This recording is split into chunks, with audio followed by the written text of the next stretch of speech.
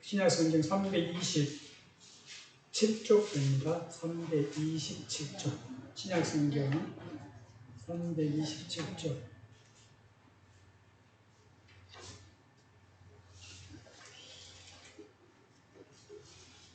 327쪽. 골로새서 3장 12절부터 17절까지 다 찾으셨나요?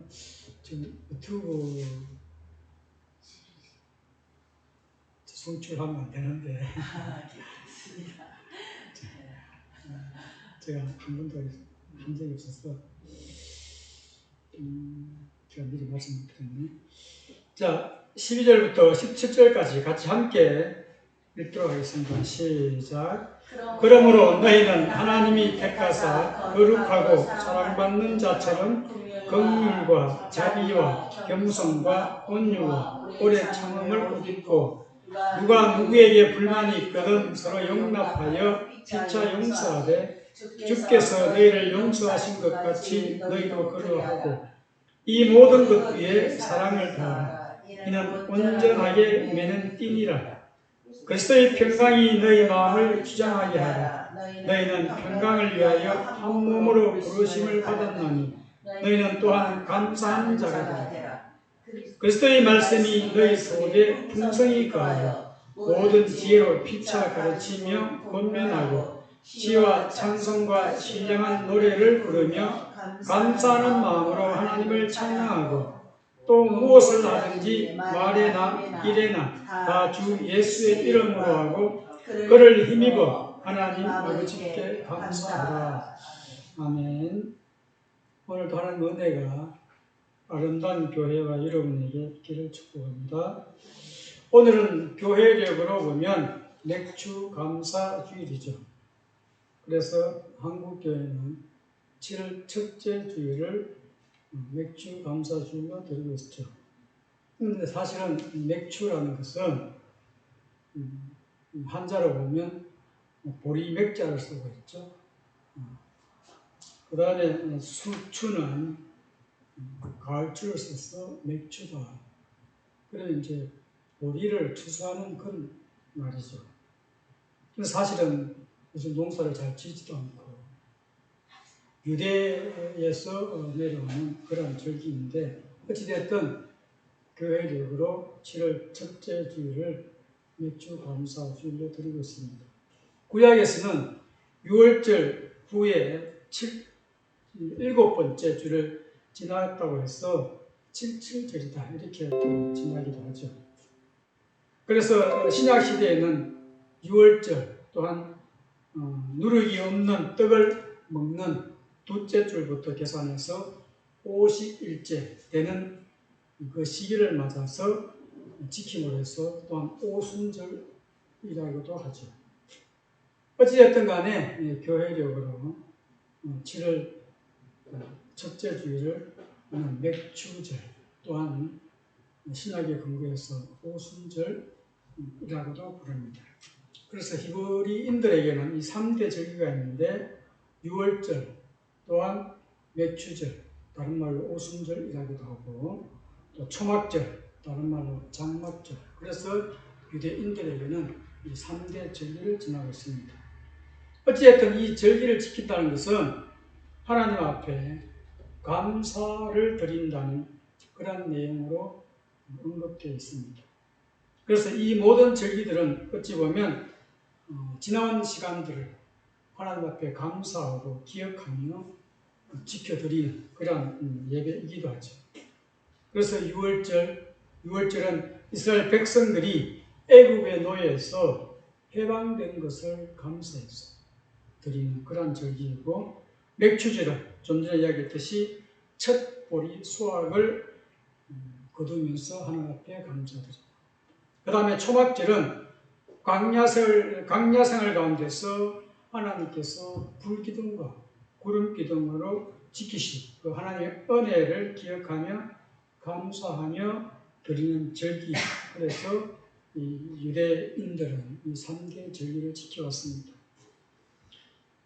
어찌됐든 오늘 7월 첫 주일 맥주 감사 주일로 우리가 드림으로써 2023년 지나온 6개월 동안 하나님께서 우리를 지키시고 먹이시고 도우시고 인도하신 그 하나님의 은혜를 감사드리고 그로 인해 우리에게 복 주신 여러 가지 것들, 하나님께서 지키시고 도우신 하나님의 귀한 가정들, 또한 섬기는 교회들, 또한 우리 자녀들에게 또 우리 본인들에게 건강 주심에 대한 감사, 또한 직장과 사업들, 또한 사역과 여러 가지 감사할 것들을 하나하나 손꼽으면 여러 가지 많이 있죠.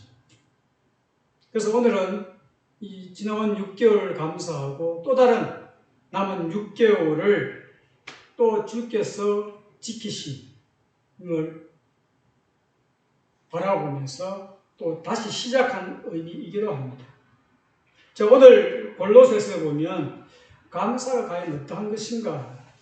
그래서 진정한 감사는 바로 예수 그리스도 중심의 삶이 될 때 진짜 형식이 아니라 진정한 감사가 된다는 것을 우리에게 교훈해 주고 있습니다.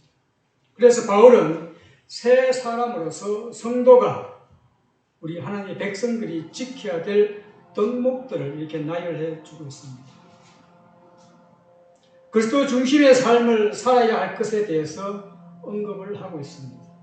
새 사람으로서 성도가 지켜야 할 하나님의 성품을 나열해 보여주고 있습니다. 바로 이 성품은 한마디로 하나님의 형상이신 예수 그리스도께서 가지신 인격을 가르치고 있습니다. 그래서 바울은 이러한 하나님의 성품을 우리 본문에 보면 옷 입어라 이렇게 말씀하고, 그래서 새 사람이 된 그리스도인이 취해야 할 삶의 자세를 열거하고 있습니다. 그래서 첫째는 보면 소극적인 자세로 남을 용서하는 삶이 12절 지나서 13절에 쭉 나와 있죠. 피차 서로 용납하되 피차 용서하되 주께서 너희를 용서하신 것 같이 너희도 그러해라. 사실 우리에게 상처를 입히고 모지게 한 사람들을 용서한다는 게 쉽지 않습니다. 또 사람의 성격에 따라서 두 번 다시 안 볼 사람도 있고, 어찌됐든 우리에게 상처를 주고 피해를 준 사람들에게 그들을 용서한다는 것 보통 사람이 할 수 있는 것이 아닙니다. 어떠한 죄를 지었다 할지라도 용서하시고 있는 모습 그대로 받아주시는 분, 그분이 바로 예수 그리스도이시죠. 그래서 주님처럼 용서할 자세를 배워야 함을 우리에게 알려주고 있습니다. 두 번째는 적극적인 삶의 자세인 사랑하는 삶이다. 본문을 쭉 이어보면 용서하되, 용서는 당연한 거고 거기다 더해서 사랑까지 하라고 이야기하고 있습니다. 모든 것 위에 사랑을 더하라. 이는 온전히 맺는 띠다라고 했습니다. 그러니까 예수 그리스도의 인격, 하나님의 성품을 담지 않고서는 절대로 용서도 못할 뿐만 아니라 사랑은 더더욱 못한다는 것이죠. 그래서 오늘 주님께서 바울을 통해서 새 사람으로서 그리스도인으로서 취해야 할 자세와 그런 덕목들을 쭉 이야기해 주고 있습니다. 바울은 먼저 12, 14절에 보면 하나님의 형상을 따라서 새 사람이 된 성도는 바로 하나님의 성품을 본받아 긍휼과 또 뭐라고 그랬어요? 자비와 겸손과 온유와 오래 참음의 성품을 갖춤으로써 성도 간에 서로 용납하고 봉사하며 사랑함으로써 서로 연합하는 삶을 살라고 권면하고 있습니다. 그리고 15절에서 성도들은 그리스도의 평강이 마음을 다스리게 하며 감사하는 자들이 되어야 할 것을 또 우리에게 교훈하고 있습니다. 그리고 마지막 절에 이제 16, 17절에서 그리스도께서 성도들의 예배와 교제와 모든 생활의 중심이 되어야 한다고 더 강조하고 있습니다. 여기서 우리는 다음과 같은 영적 교훈들을 얻을 수가 있습니다. 자, 이제 본문에 들어서 12절에 보면 성도들 사실 자체가 기쁨이고 감사한 거죠. 또한 감동인 것입니다. 성도가 무엇이죠? 교회 다닌다고 다 성도 아니잖아요. 교회 다닌다고 다 성도면 얼마나 이 세상이 아름답겠습니까? 교회라는 곳은 예수의 이름으로 모여있지만 각가지 여러 사고, 그 여러 가지 어떤 태도, 생활 방식이 다른 사람들이 모여진 곳이 교회이죠. 그런데 교회를 통하여, 교회 공동체를 통하여 하나님의 말씀으로 다듬어가지고 성화되어 가는 과정이죠. 그런데 세상 사람들은 교회 다닌다고 그러면 모든 사람이 다 거룩한 것처럼 착각하고 있습니다. 그리고 이 땅에 얼마나 많은 교회들이 있고 하나님의 백성들이 많습니까? 그러면 세상은 아름다워야 되는데 그렇지 않습니다. 그래서 어떻게 보면 세상 사람들은 교회를 질타하고 비난하고 교회 다니는 사람들을 보고 자기는 더 하면서 교회 다니는 사람들을 보고 교회 다니는 사람들이 왜 그래? 성도가 왜 그래? 라고 하죠. 그 이유는 뭡니까? 교회 다니는 사람들은 달라야 된다는 것이죠. 자기들도 세상 사는 사람들도 보기에는 적어도 다른 어떤 종교보다도 기독교, 즉 교회 다니는 사람은 달라야 된다는 것을 자기 나름대로 그렇게 생각하고 있는 거죠. 그런데 세상은 우리가 살아가기에 녹록하지 않습니다. 12절에 보니까 너희는 하나님의 택하신 거룩하고 사랑하신 자처럼. 거룩이 뭡니까? 거룩이라는 것은 세상과 구별된 삶을 사는 사람들을 거룩한 자라고, 또한 성도라고도 합니다. 이것은 구약의 이스라엘 백성을 택하신 그 선택의 원리를 새로운 영적 이스라엘의 선택된 백성들, 즉 신약의 우리들, 하나님의 백성들인 우리들에게 그대로 적용시키는 것입니다. 그런데 문맥을 쭉 따라가 보면 단지 이 본절만이 아니라 이후 계속되고 있는 말씀 가운데서 용서와 사랑과 평강과 감사 등 여러 가지 내용들이 그리스도인들이 마땅히 행해야 할 모든 덕목의 근거와 기초가 되는 것들입니다. 먼저 사도 바울은 하나님은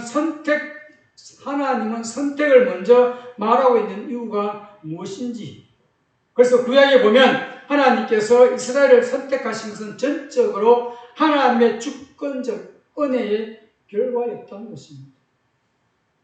지금 저와 여러분도 마찬가지로 우리가 하나님을 택하신 것이 아니라 하나님이 우리를 택하셨어요. 이스라엘 민족 입장에서 보면 바로 기적인 것이죠. 오늘 우리에게도 마찬가지죠. 많은 사람들은 하나님의 기적을 바라고 여전히 눈에 보이는 현상들을 쫓아다니고 있죠. 그래서 사람들은 행여나 자기도 모르게 기적이 올까 싶어서 이슈가 되는 곳을 찾아가고, 작은 교회보다는 큰 교회를 찾아가고, 작은 교회보다는 큰 교회에서 무슨 자기의 유익이 있는가 싶어서 그런 곳을 선택하는 것이죠.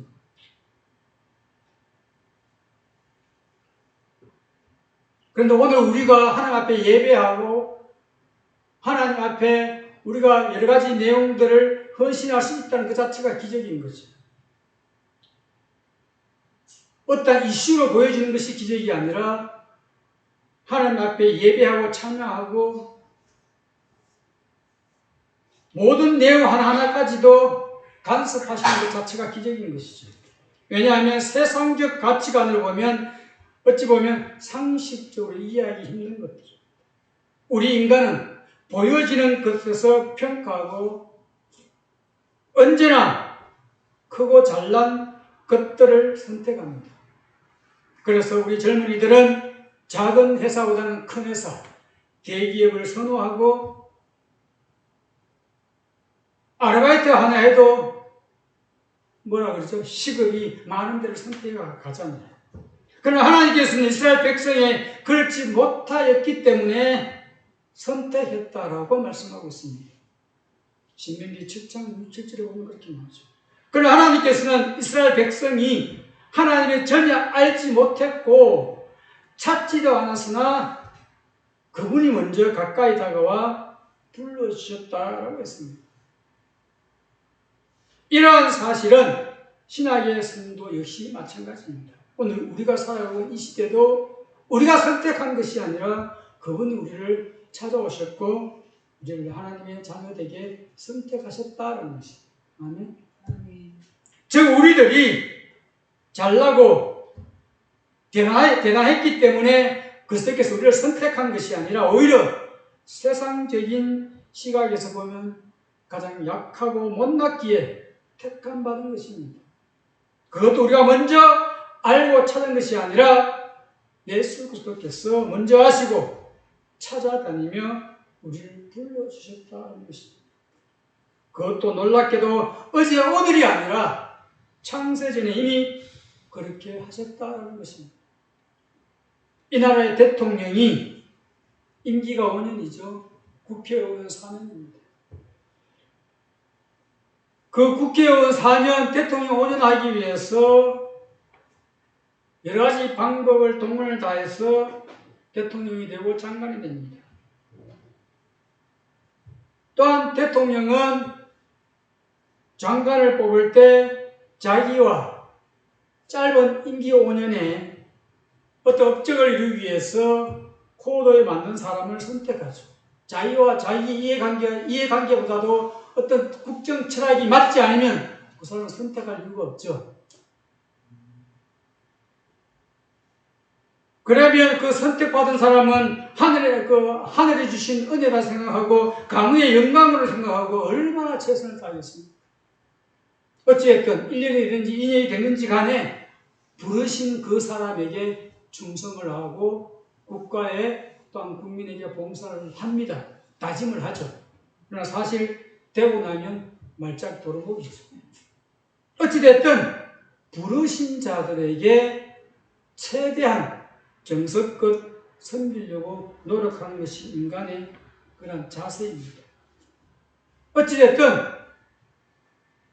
우리는 5년이 아니라 4년이 아니라 평생 영원히 하나님께서 우리를 자녀로 삼으심에 대한 것에 감사하고 그것이 그 어떤 것보다도 기적 중에 기적인 것입니다. 그러므로 오늘 우리는 힘이 들고 어려울 때마다 우리를 불러주신 하나님의 선택을 다시 한번 감사해야 하는 것입니다. 1년에 교회력으로 인해서 맥주 감사 주일이니까 한 해에 반년을 지나오고 지켜주심에 감사도 감사이지만 그 무엇보다도 우리를 하나님 백성 되게 하심에 더 감사가 해야 된다라는 것입니다. 하나님 우리를 구원하사 거룩하신 부르심으로 부르심은 우리의 행위대로 하심이 아니 오직 자기 뜻과 영원한 때 전부터 그리스도 예수 안에서 우리에게 주신 하나님의 은혜다라고 디모데후서 1장 1절에 말씀하고 있습니다. 그리고 12절 후반절에 보니까 여러 가지 그 내용들 가운데서 다 한 다음에 긍휼과 자비와 겸손과 온유와 오래 참음 다 한 다음에 그러한 옷을 입어라라고 이야기하죠. 긍휼은 다른 말로 하면 인애라는 말씀이 되고 자비는 다른 말로 하면 친절과 인자, 긍휼과 자비와 겸손과 온유와 오래 참음으로 옷 입고 라고 했습니다. 여기서 사랑의 행실과 성품이라는 그 추상적인 것들을 구체적으로 옷에 비유한 것은 히브리 민족의 독특한 문화이기도 합니다. 즉 알렉산드리아 클레멘트에 의하면 초대교회 성도들은 세례 시에 이를 기념하기 위해서 낡은 옷을 벗고 새 옷을 입었다라고 그렇게 이야기하고 있습니다. 이와 같이 옷 입어라 라는 것은 바로 객관적인 입장에서 보아도 참으로 적절한 표현이죠. 왜냐하면 실제로 옷을 입는다는 것은 단지 외적 치장이나 보호의 수단일 뿐 아니라 정신과 태도에도 막대한 영향을 미치며 동시에 신분과 지위의 상징이기도 합니다. 우리가 어떤 옷을 입느냐에 따라서 사람의 외모가 달라지고 어떤 태도도 달라지는 것이죠. 만약에 정장을 입고 이상한 행동을 하고 그런다면 어떻게 하겠습니까? 그런데 우리가 옷을 어떻게 입느냐에 따라서 우리의 태도와 언어가 달라져요. 예비군 훈련 받은 지가 한참 지났는데, 그래서 예비군 훈련 받으러 가면 예비 군복을 입으면 세상 어떤 지위를 만들어가 다 똑같은 인간이다라고 얘기하죠. 똑같은 유니폼을 입으면 다 똑같은 사람인 거죠.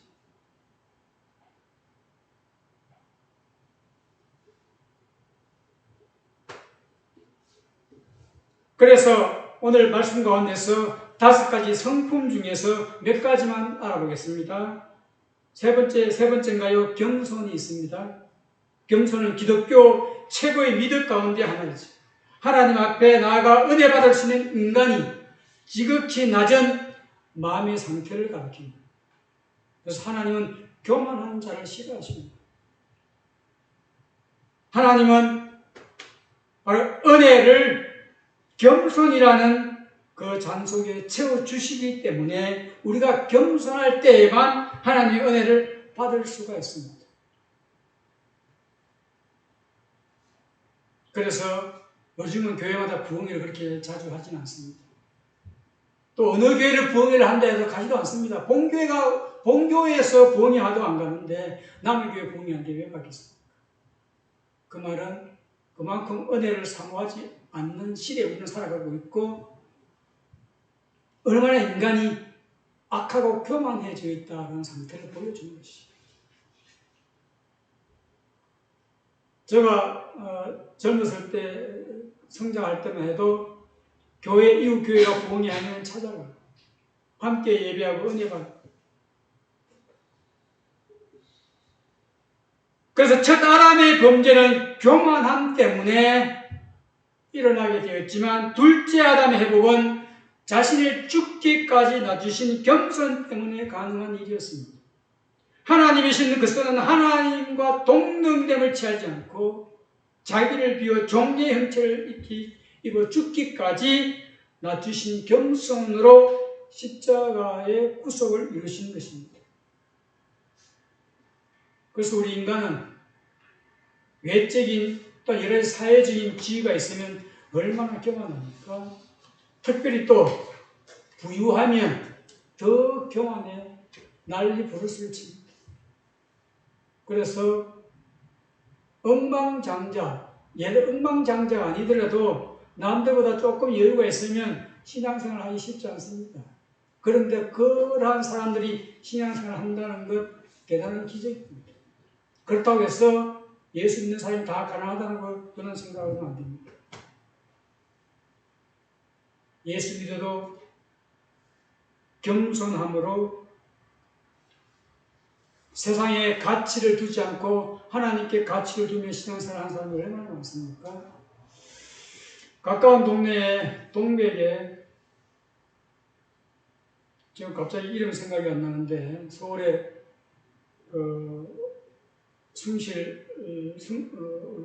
숭의대학교에서 김동호 목사님이 예배 드렸을 때 교인들이 하도 많고 그 다음에 목사님이 은퇴할 시점에 대해서 교회를 동서남북으로 4개로 분립을 시작했습니다.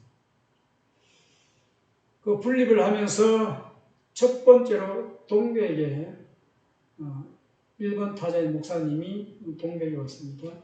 근데 동백에 그 이마트 뒤쪽에 빌딩 건물에 7층, 8층인가요? 2층을 오랜 동안 비어져 있었습니다. 그래서 예수님 신실한 하나님의 자녀가 교회로 헌납하기 위해서 그렇게 오랜 동안 가지고 계시다가 교회 자기 교회가 아닌 서울의 모 교회로 이렇게 헌납을 했죠. 세상적인 가치 따지면 얼마나 큰 금액이겠습니까? 그래서 거기에 첫 번째로 분립된 교회 목사님이 아프리카 선교사로 가셨다가 김동호 목사님 교회 부목사 출신도 아닙니다. 그 목사님이 아프리카에 선교 갔다가 건강상 이렇게 시로 휴식차 한국에 나왔다가 목사님과 연결돼서 첫 번째 타자로 동백에 오게 된 것입니다. 저하고 가까운 목사님이 동백 가까운 교회 저보다 먼저 개척을 했어서 교제한 사이였는데 서울에 있는 쉽게 브랜드 교회, 이름이 있는 교회들, 물론 뭐 가까운 교회도 브랜드 있는 교회들 많지만 그러한 교회들이 지교회를 분립교회로 이 가까운 교회 지역에 많이 생겼습니다. 그 목사님이 저하고 식사하면서 교회를 다른 곳으로 옮기고 싶다고 해요.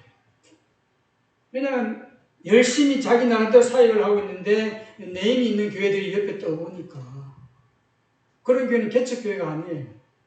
7, 8층 되는 수백 평의 건물에 처음 시작부터 300명, 500명이 시작하는 거예요. 그게 무슨 개척교회인가요? 그래서 제가 그 목사님께 오해를 했습니다. 그리고 그런 큰 교회들에 대한 좀 마음이 좀 안 좋았습니다. 그런데 학원보고관 연합회에서 조찬 모임이 있어서 동백에 마침 그 교회에서 하게 됐습니다. 별로 좋지 않은 선입견을 가지고 있었죠.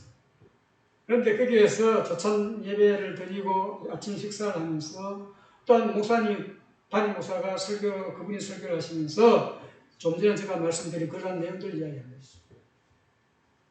김동호 목사님과 전혀 잘 알지 못하고 부목사도 아닌데 자기의 부목사도 많은데 아프리카 선교사로 헌신하고 있다가 하나님이 또 다른 부르심에 거기로 오신 거예요. 어찌됐든 하나님이 여러 가지 방법으로 하나님의 일들을 맡기신 거죠.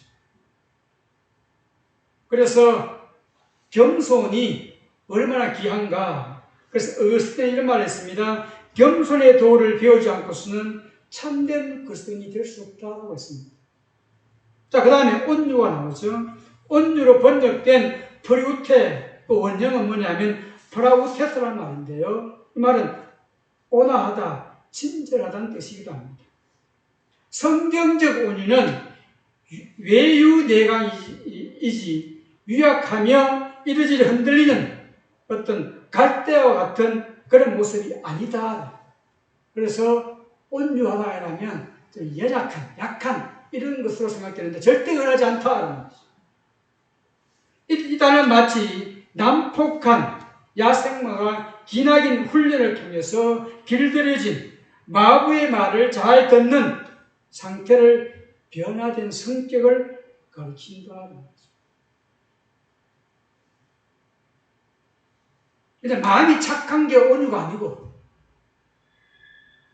이는 곧 애굽인을 쳐 죽였던 모세가 40년을 광야에서 훈련받은 뒤 가장 온유한 사람으로 인정받은 것과 같은 맥락입니다. 그래서 모세 보고 뭐라고 했습니까? 지면에 온유한 사람이라고 했습니다.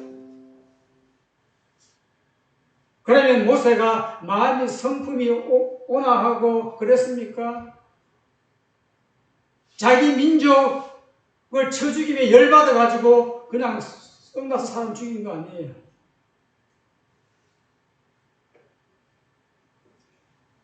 어쨌든 예수님은 자신을 가리켜 나는 온유하고 겸손하니 라고 했습니다. 하나님이셨던 예수님이 십자가 앞에서 도살장으로 끌려가는 어린 양처럼 잠잠하셨던 것도 바로 이 온유함 때문이다. 온유란 자신의 성질과 생각을 내려놓고 하나님의 일하심을 믿고 바라보며 조용히 기다리는 것입니다. 그 다음에 오래 참음은 바로 잘못된 사람들 대하여 쉽게 성급히 보복하지 않는 자기 억제를 가르치는 것이죠. 사람은 누구나 환경에 따라서 우리를 열받게 하면 뭐 가만히 있을 수 있는 사람은 없죠. 또 다혈적인 사람은 더 영적 일치도 안 기다리잖아. 그죠? 오래 참는다는 것, 잘못에 대한 그 억울함에 대해서 보복하지 않고 자기 억제를 가르치는 것이. 즉, 행악을 갚는 데 더디하며 하나님의 판단을 기다리는 자세가 바로 성령에서 이야기하는 오래 참음이다. 저도 때로는 이 오래 참음이 잘 안 돼요. 왜 많이 오래 참긴 참는데 똑같은 일을 반복하면 갑자기 열받습니다. 바울이 말한 이 5가지의 성품은 그리스도가 풍성히 가지신 아름다운 인격들이요, 그리스도를 본받는 삶을 살아야 하는 성도들이 마땅히 매지할 인격의 열매들인 것입니다. 성도들이 이러한 인격의 옷을 입기 위해서는 그리스도 안에 거하는 삶을 살아야 하는 것입니다. 거짓 종교단체나 이단들이 주장하는 율법 준수나 천사 숭배, 금욕주의적 의식들은 성도를 이러한 미덕으로 서로 자기를 변화시키지 못합니다. 오직 그리스도 안에 거하면서 성령의 역사로 이러한 인격의 옷을 입을 때 온전한 그리스도인이 되는 것입니다. 그렇습니다. 이 세상에서는 이처럼 옷이 날개인 것입니다. 그래서 사람들은 어찌하든지 비싸고 귀한 옷으로 자신을 치장하려고 애쓰고 있습니다. 그런데 우리는 가끔 보석으로 치장하고 값비싼 옷을 입은 여성들이 모여 앉아 남편과 자식 자랑, 그리고 부동산이니 정권이니 하다가 음식 이야기를 거쳐서 결국 누군가의 스캔들을 덜먹이면서 끝내는 것을 우리는 듣고 보기도 합니다. 왜 그렇습니까? 서양 속담에 장상을 입었다고 해서 중이 되는 것은 아니다. 세상 말로 똘중이다. 그러니까 장상을 입었다고 해서 다 중이 아니다. 또한 행동이 훌륭하면 외양도 훌륭해 보인다라는 말이 있습니다. 즉, 겉모양만 꾸민다고 훌륭해지는 것이 아니라 품이 있는 행동이 수반되어야 한다는 것입니다.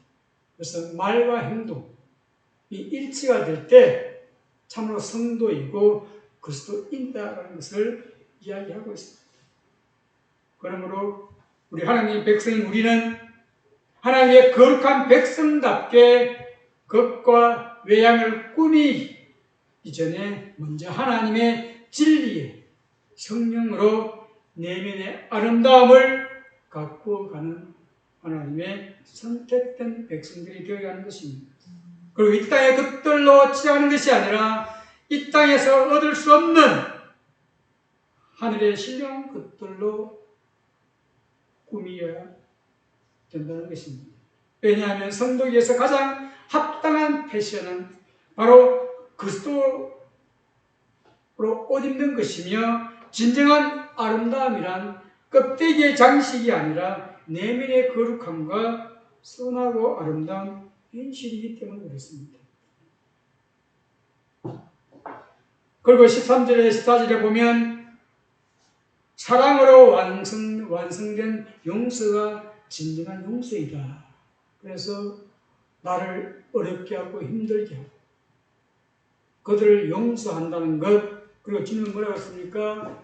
용서하는 것을 70번씩 7번 하라고 했어요. 그런데 거기에다 오늘 14절에 보니까 이 모든 것도 위에 사랑을 더하라고 했죠. 안 그래도 보기 쉬운데 용서하는 것 위에다가 사랑까지 더하라니까 기가 차리겠죠. 사도 바울은 그리스도인이라면 마땅히 용서를 실천하되 그리스도께서 용서하신 것과 같이 할 것을 더해서 사랑까지 하라고 말씀하고 있습니다. 그런데 사실 죄로 인해 어그러지고 왜곡된 성품을 가진 이 땅의 인간들에게 타인의 실수와 잘못, 심지어 자신에게 엄청난 피해를 준 저들을 용서한다는 것은 어쩌면 가장 어려운 일일 수도 있는 것입니다. 그렇기에 실수는 인간의 일이요 용서는 신의 일이다라고 말했습니다. 그러면 이 땅의 사람들이 용서와 성도의 용서가 어떻게 다릅니까? 과연 어떤 용서가 그리스도의 용서입니까? 그래서 서양 사람들은 용서에 대해서 두 가지로 말하고 있습니다. 먼저 용서하고 잊어라. 두 번째는 용서하되 잊지 말라. 자, 먼저 용서하고 잊으라 말은 용서했는데 시간 지나고 나면 아니면 그 인간 보고만 또 막 속이 올라오는 그런 용서가 아니고 진짜 용서한 것처럼 용서해라.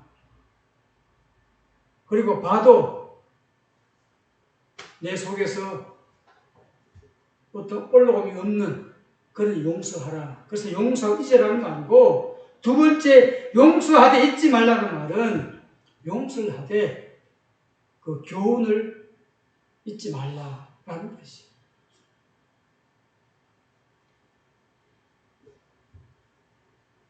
즉 용서하고 있는 정도가 아니라 여기에 더하여 사랑까지 해야 한다는 것, 이는 바로 성경 전체가 우리에게 가르쳐 주기도 합니다. 때문에 사도 바울은 네 원수가 줄이거든 먹이고 목마르거든 마시게 하라.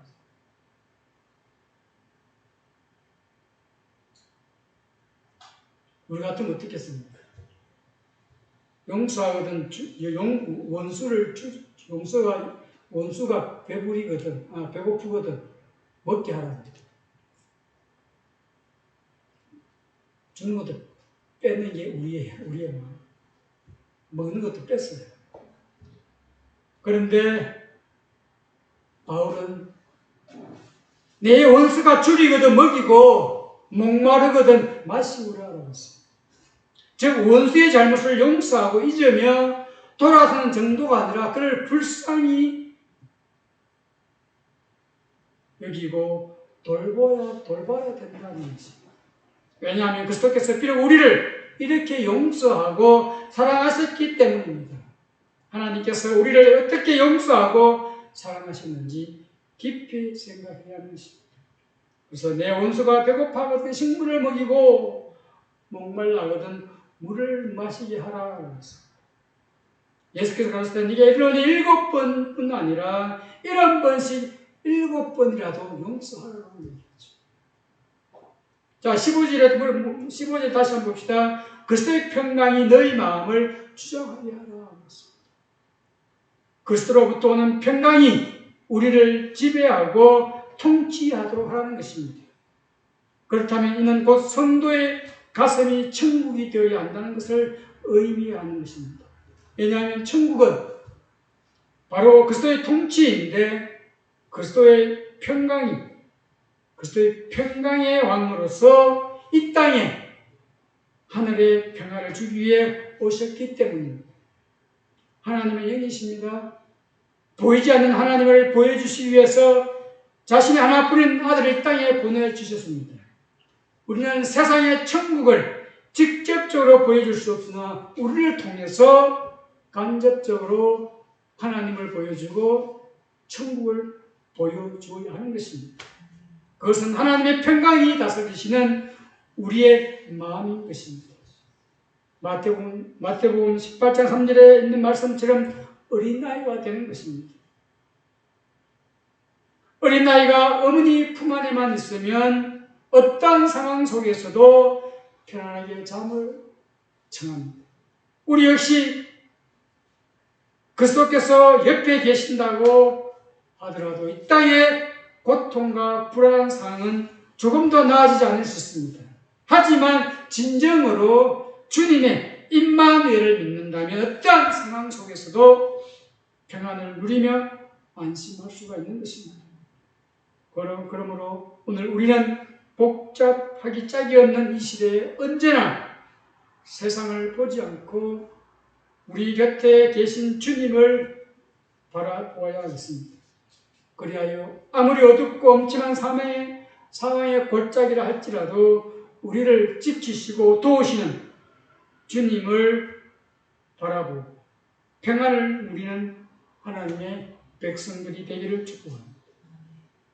이러한 평강의 삶을 통해서 스트레스와 불안으로 흔들리는 이 세상 사람들에게 평강의 왕 예수 그리스도께서 다스리시는 천국 복음을 증거하는 바로 작은 천국인 또한 그리스도의 대사로서의 삶을 살아가야 하는 것입니다. 그래서 최선의 선교 정책은 성도 간의 사랑과 평화를 유지하는 것입니다. 그래서 그리스도의 평강이 너희 마음을 주장하게 하라. 너희는 평강을 위하여 한 몸으로 부르심을 받았나니 너희는 또한 감사하는 자가 되라 라고 말씀하고 있습니다. 즉 평강이란 단지 성도 한 사람만을 위한 것이 아니라 하나님이 우리를 부르신 목적이기도 합니다. 따라서 이 복음 전거 곧 선교와 직접적인 연관이 있습니다. 왜냐하면 주님께서 이 땅에 오신 목적은 바로 천국 복음을 전가하는 것이기 때문입니다. 그래서 같은 사물을 보고도 다르게 표현하는 경우가 많죠. 적극적인 태도와 긍정의 반응이 있기도 하고 반대로 소극적이고 부정적인 반응을 보이는 경우도 있습니다. 독일의 신학자 로핑크는 교회를 가리켜서 대조사회라고 불렀습니다. 즉 모든 가치관과 목적, 삶의 모습에서 이 세상과 천국, 시민의 공동체인 교회는 완전히 상반된 사회라는 것입니다. 그러면 생각해 보십시오. 이 세상에 날이 갈수록 점점 험악해지고 최악이 들끓는 미움과 정으로 가득 차 있습니다. 여기에 대하여 황금만능주의와 물량주의로 인해서 사람들은 재물과 황금을 찾아가는데 정신이 팔려 있습니다. 그래서 혹 어떤 분들은 그렇기에 복음 전하기가 점점 어려워진다 그러고 또 이러한 물질주의 시대에 재정이 부족해서 선교하기도 힘이 든다고 말합니다. 그래서 교회가 어려워지면 제일 먼저 잘라내는 것이 해외 선교사들에게 선교 후원금을 자릅니다. 오히려 어려워질수록 해외 선교하시는 분들에게 더 많이 선교해야 되는데 반대로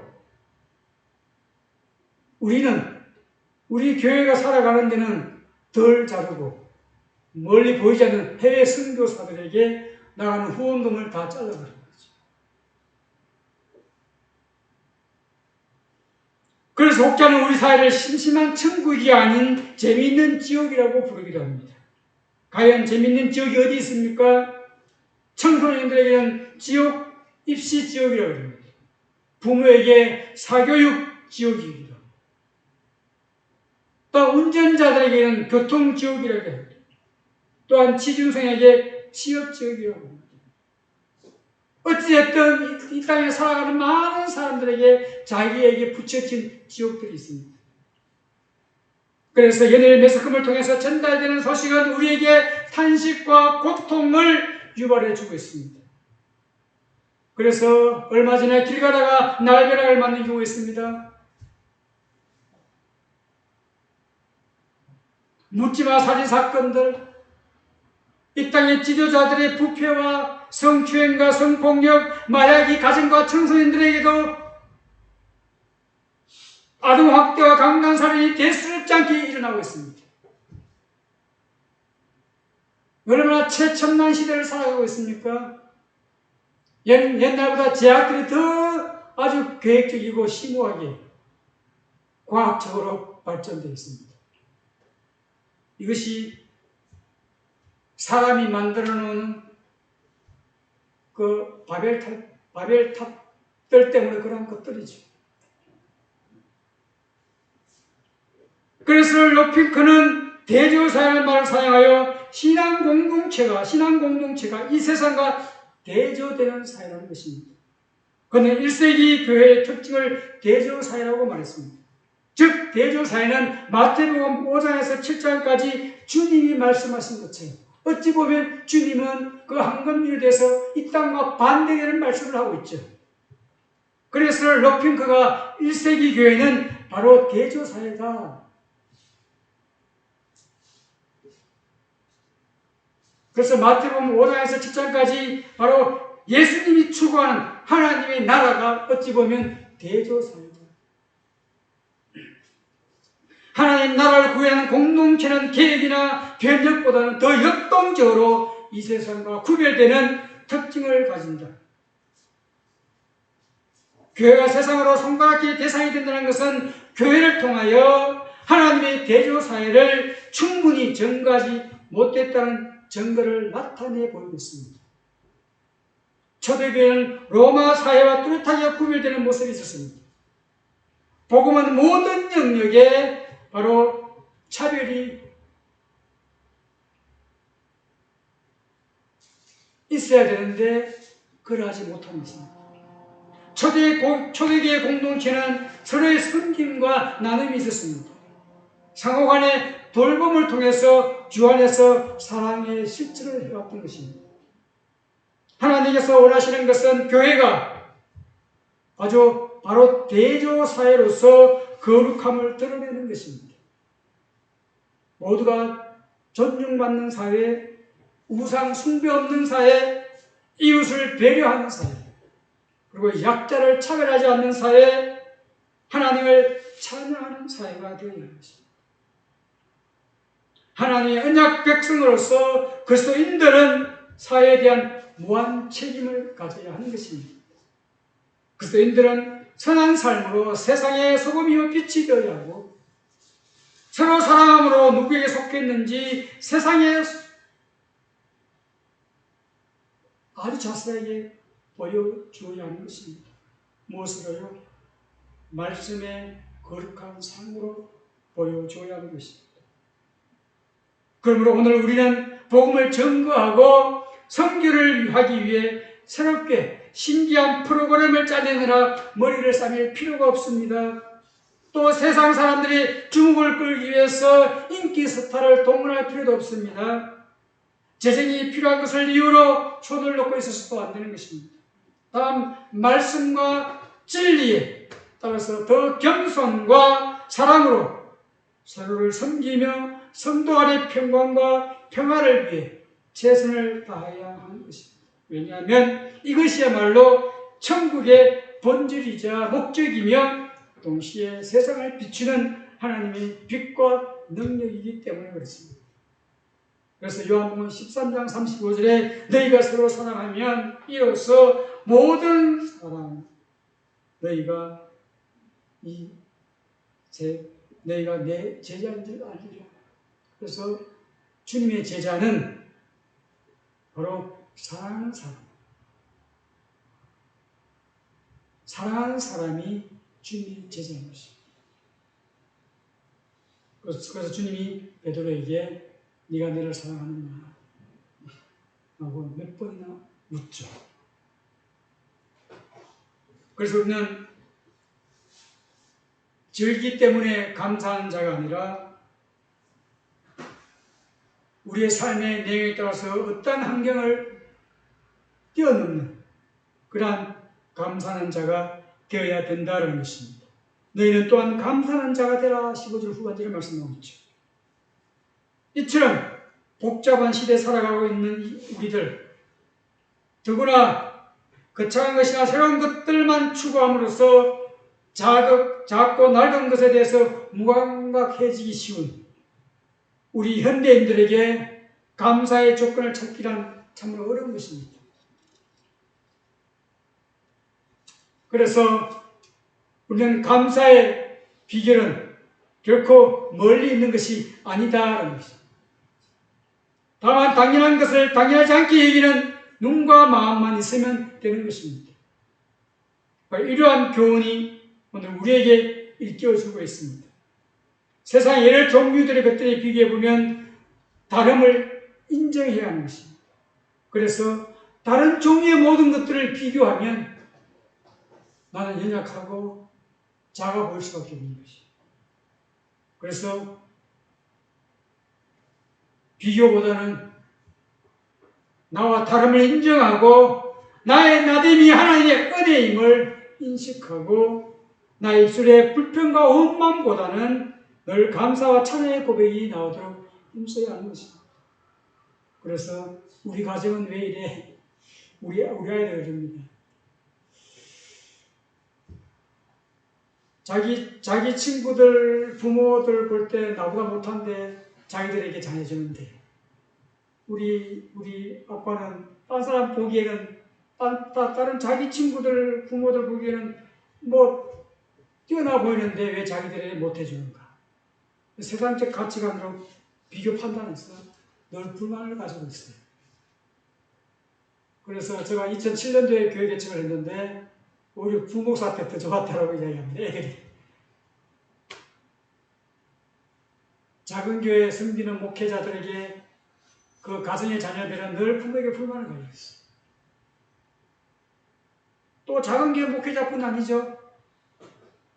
세계 최대의 교회인 여의도 순복음교회 조인기 목사님이 그 자녀들을 얼마나 부모에게 원망했습니까? 세계 열방을 다 다니면서 복음을 전가하는데 유튜브 나가면 안 되는데.